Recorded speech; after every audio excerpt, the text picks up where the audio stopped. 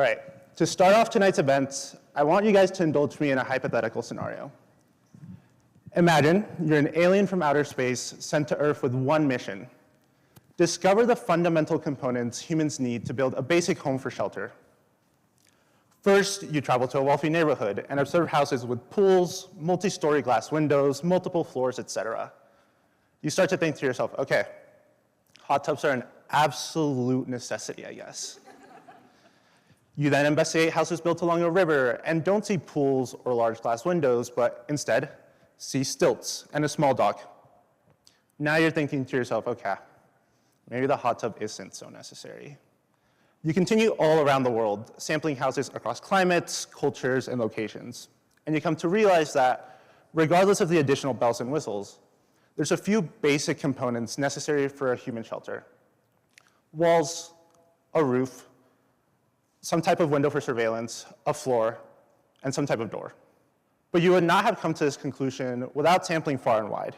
If you had just stayed in the rich, wealthy neighborhood, you would probably assume all humans need fancy beachfront mansions.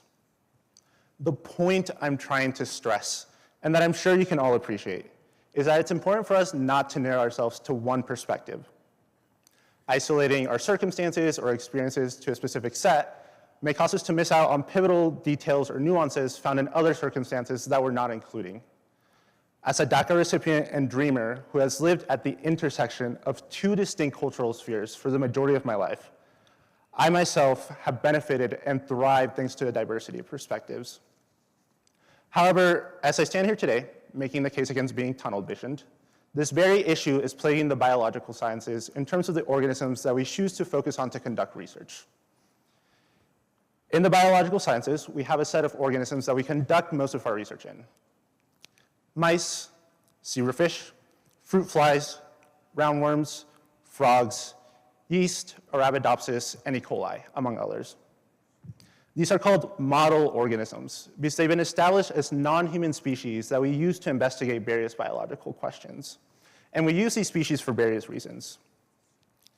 First, they're easy to maintain and breed in a lab setting, making them amenable to high-throughput experimental studies.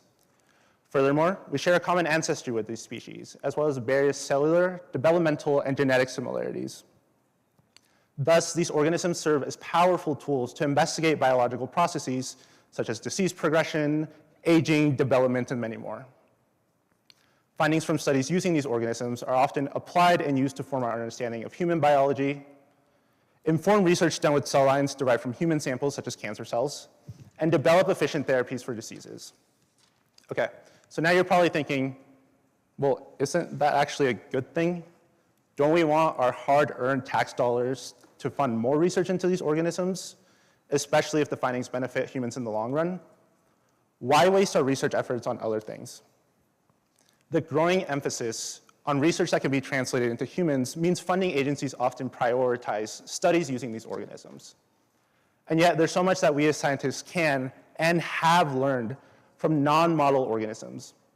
That is, organisms outside the list of the select few I previously named. Work in the 1970s in a single-celled cellulate called tetrahymena led to the discovery of telomeres, the short DNA sequences found at the end of our chromosomes, which are the DNA packages that contain our genetic material. Telomeres are now a key focus of research on aging-related diseases and processes, though who knows if this focus would be the case without the initial breakthrough in tetrahymena. Research done on tardigrades, also known as water bears, has furthered our understanding of how cells can survive various extremities. This work has also led to identification of various tardigrade proteins that scientists are hoping to use to improve vaccine preservation, an issue that became apparent during the COVID vaccine rollout. These are just a couple examples of pivotal discoveries made possible by branching out and investigating non-model organisms. There are various other examples that I can share that highlight the power of research into non-model organisms, but I want to focus on one organism in particular that's very, very close to my heart, and my PhD progress, actually. The social amoeba Dictyostelium discoideum, also known as Dicty. Now, my research focuses on how cells can migrate efficiently by adhering to the surrounding environment, a process that we called adhesion-based migration. During this process, cells form beautiful structures made up of dozens of proteins called focal adhesions, which they use to adhere to the extracellular environment and generate traction forces. I like to compare this process to trying to navigate through a dense mesh of rope. As you travel or migrate through the rope mesh, you reach out and grab onto or adhere to the rope in front of you. Once you adhere with your hand, you generate forces to pull yourself forward and continue migrating, while de-adhering your hand so you can then grab onto the next rope.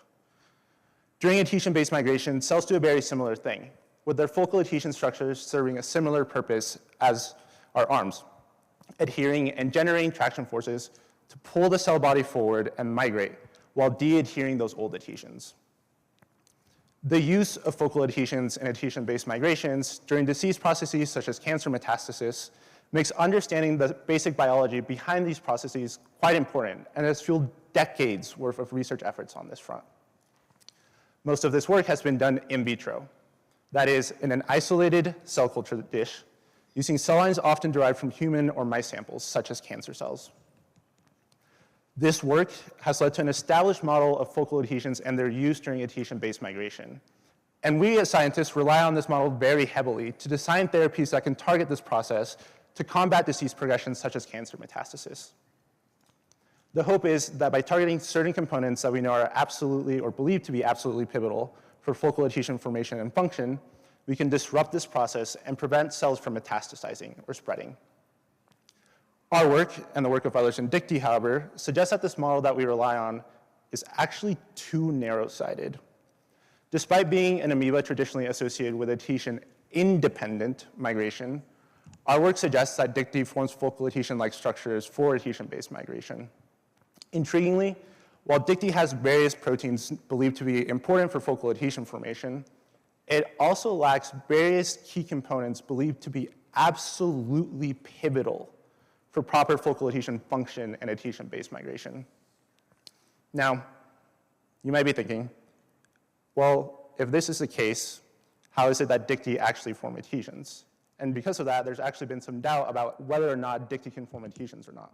After all, if this organism lacks these components that the established focal adhesion model has deemed absolutely necessary, there's no way it forms these structures, right?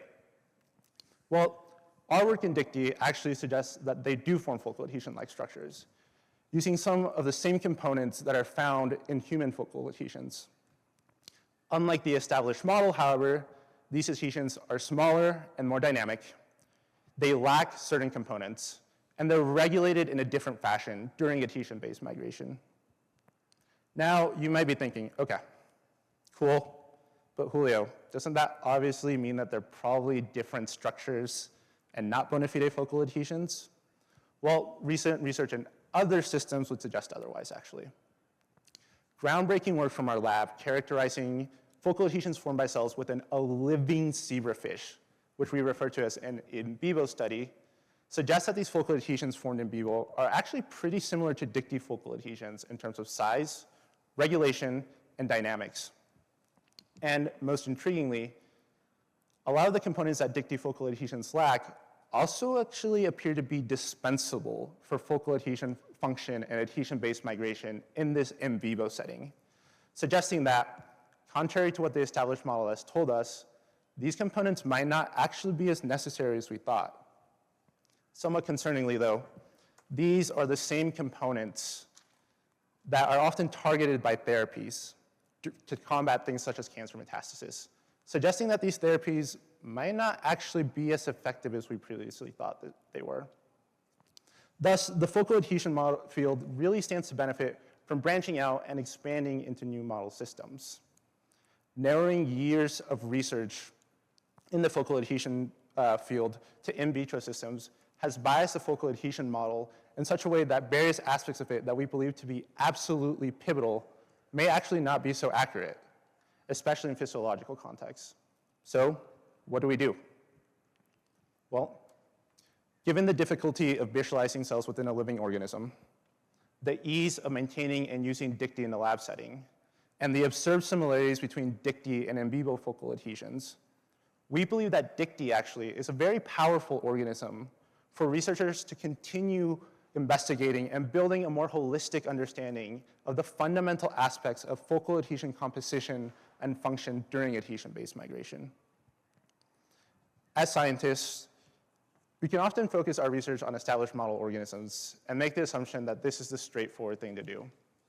But I'd argue this focus, while informative, is too narrow-sighted.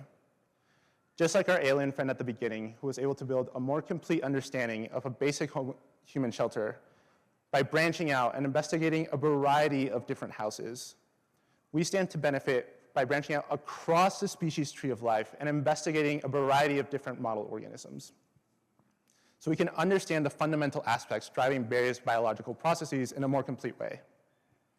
Thus, instead of primarily focusing on or encouraging research that fits within a specific set of models or guidelines, I ask that we, not only as scientists, but as a society, take a risk and branch out to new organisms, to new modes of research, to new perspectives.